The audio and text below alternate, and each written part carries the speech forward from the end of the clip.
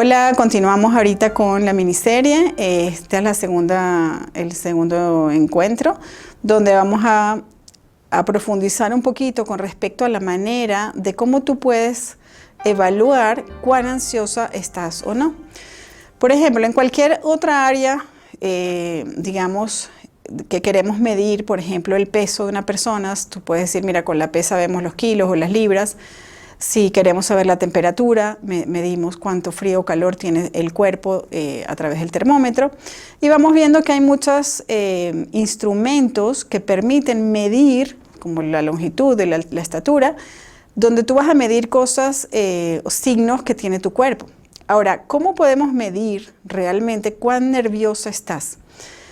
Hay una escala que se hizo, se llama Unidades Subjetivas de Ansiedad. Es un termómetro imaginario, porque no existe, aunque hay unos aparatos que se llaman electromiografía. Esos son unos aparatos que miden cuán contraído está tu músculo. Es como que lo más cercano a saber cuán nerviosa estás. ¿Ok? Y a través de cuánto lo contraes o lo relajas, ese aparato te da, se llama biofeedback, te manifiesta si lo estás contrayendo o lo estás relajando. Entonces, esa es una de las maneras indirecta de medirlo, porque estás midiendo el tono muscular. Porque si la persona, por otras razones, se está contrayendo por algún tipo de, o sea, son muchas otras causas que pueden haber, no es tan fidedigno saber si realmente estás ansiosa o no por el grado del tono, pero eso sí se asocia. Entonces, ¿qué hicieron los científicos? De alguna manera, para poder medir, sobre todo cuando uno está evaluando a un paciente, ¿cómo yo puedo saber qué grado, qué nivel de ansiedad tienes o de nerviosismo? Es a través de estas unidades subjetivas de ansiedad, abreviado con las siglas USA. Es un termómetro y se llama unidades subjetivas. ¿Por qué se habla subjetivo?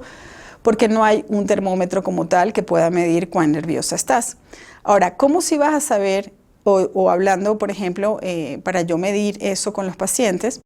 Si yo te pregunto a ti que trates de recordar uno de los momentos más estresantes de tu vida, uno de los momentos más angustiantes, algo que te generó, que te alteró tanto, que sientes que llevaste a lo máximo en una experiencia que mucha gente dice, mira, estaba en un choque automovilístico, lo aleno, o alguien que vinieron unos asaltantes con una pistola o lo estaban secuestrando. O sea, hay situaciones donde la persona ha experimentado un máximo de ansiedad.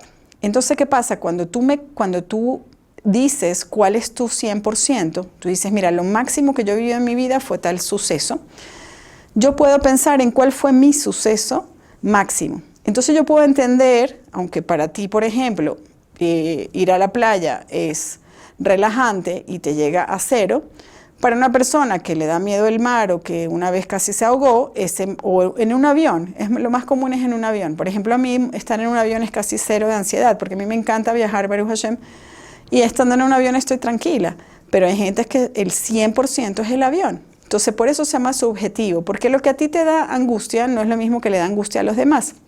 Entonces, este termómetro, que es imaginario, mide qué grado de ansiedad tienes. Entonces, lo que te voy a pedir hoy es que tú digas para ti misma cuál es tu 100% de ansiedad, o sea, cuál suceso recuerdas como más intenso y cuál es el 0 de ansiedad. Uno de los momentos en tu vida donde hayas estado recostada. Por ejemplo, hay gente que me dice, mira, en un sofá de mi casa, poniéndome música. Hay gente que me dice en la playa, en una playa tranquila, segura, bonita, estoy sola, tumbada en una cama de extensión. O hay gente que me dice, no, flotando en el agua, en un mar tranquilo. O alguien que me dice, no, a mí me gusta en un chinchorro, en una hamaca. Cada quien tiene su lugar donde siente 0 de ansiedad. Ahora, cuando yo te digo 0 de ansiedad, tú no puedes ir manejando en un vehículo con 0 de ansiedad, porque tienes que estar alerta si se mete un motorizado, si se cae una rama, si el semáforo cambió. Uno tiene un grado de alerta. Entonces, ¿qué es lo importante? Que en ese termómetro tú sepas cuál es tu 100 y cuál es tu 0. Piensa en una situación intermedia que sería tu 50%, pero según estos estudios científicos, para que una persona tenga un estrés fisiológico, acuérdate que fisiológico es la función sana de tu cuerpo. Uno tiene que tener un grado de alerta cuando está funcionando en la rutina de su vida. Pero si estás acostada, recostada, descansando o meditando o simplemente disfrutando de una buena música, en ese momento tú estás en cero, no necesitas estar alerta. Ahora, ¿cuánto es el valor que se dice que comienza a ser patológico? O sea, de fisiológico a patológico, es decir, que ya ese estrés comenzó a ser dañino para ti, es cuando está por encima de 20. Incluso en la parte de la intimidad eso es fundamental. Si una persona está por encima de 20, está totalmente limitada la respuesta. Y eso en general en cualquier otro ámbito.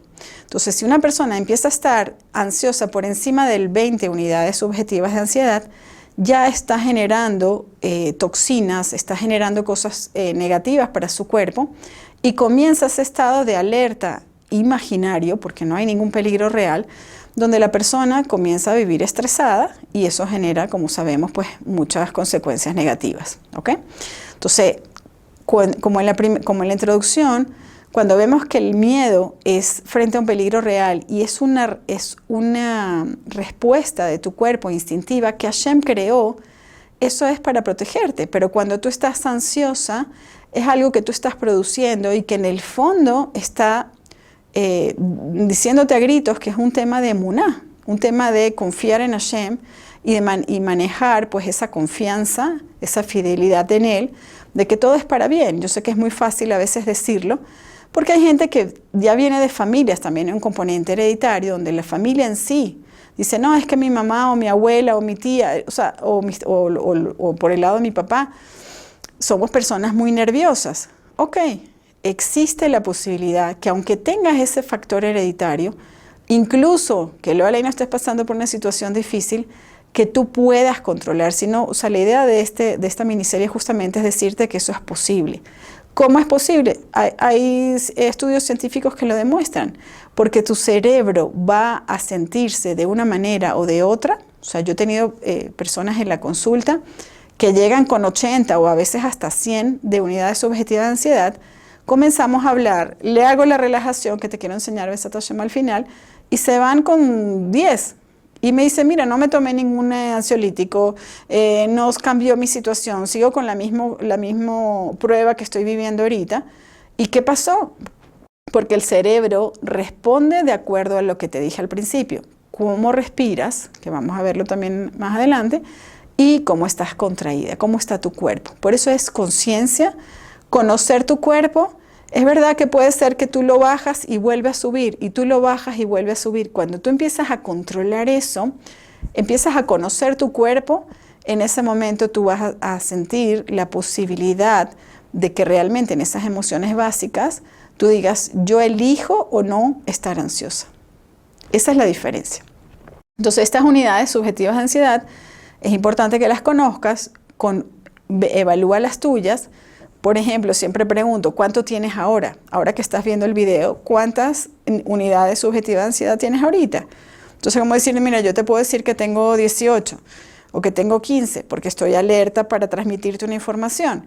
O sea, no es lo mismo que estuviera acostada en la playa tomándome una piña colada. Entonces, ¿cuál es la situación? Tú dices, el cerebro recibe la información con respecto a tu posición, a la contracción.